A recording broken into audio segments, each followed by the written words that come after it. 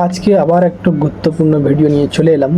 গতকাল দেখিয়েছিলাম আমি যে অ্যাকাউন্টে কিভাবে ডিবিটি লিঙ্ক করবেন সে নিয়ে একটা ভিডিও করেছি অলরেডি। সেই ভিডিও ফেসবুক ইউটিউবে আপলোড করা আছে, আপনারা চাইলে এখান থেকে দেখে নিতে পারেন। আজকে আমি দেখাবো কোন অ্যাকাউন্টে আপনার ডিবিটি লিঙ্ক আছে, সেটা স্ট্যাটাস কিভাবে চেক করবেন মোবাইলের মাধ্যমে, সেটা আজকে আপনাদেরকে দেখাবো। তো আপনারা যদি নতুন হন তাহলে ফেসবুকে ফলো এবং সাবস্ক্রাইব করে দেবেন এবং মনোযোগ সহকারে সমস্ত ভিডিওটি দেখবেন। চলুন ভিডিওটি শুরু করি। সবার প্রথমে আপনাকে গুগলে আসতে হবে। গুগলে এসে উমং বলে সার্চ করুন। উমং বলে সার্চ করার পর ফার্স্টে যে ওয়েবসাইটটা থাকবে ওতে ক্লিক করুন। ক্লিক করার পর একটু ওয়েট করবেন। এখানে মোবাইল নাম্বার এন্টার করে লগ ইন করে নিন।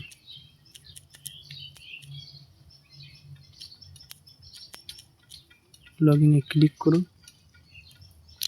লগ ইনে ক্লিক করার পর অ্যালাউ দিস টাইমে ক্লিক করুন।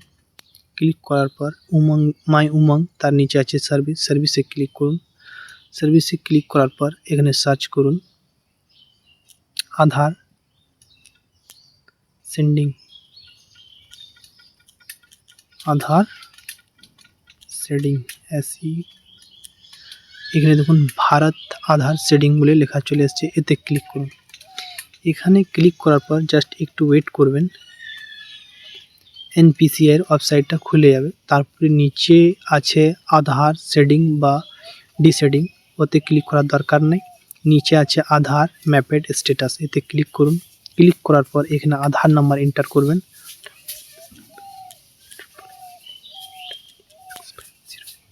ক্লিক করার পর এখানে ক্যাপচার কোড দেবেন।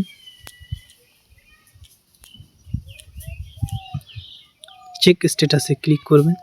চেক স্ট্যাটাসে ক্লিক করার পর আপনার আধার কার্ডে যে মোবাইল নাম্বারটা লিঙ্ক আছে সেটাতে একটা ওটিপি যাবে। কিন্তু বারবার করে বলছি আমি, আধার কার্ডে অতি অবশ্যই মোবাইল নাম্বার লিঙ্ক থাকা দরকার, না থাকলে আপনার স্ট্যাটাস চেক করা সম্ভব নয়। ওটিপি চলে এসছে, দেখুন আমি ওটিপি এন্টার করছি। তারপরে কনফার্মে ক্লিক করবেন।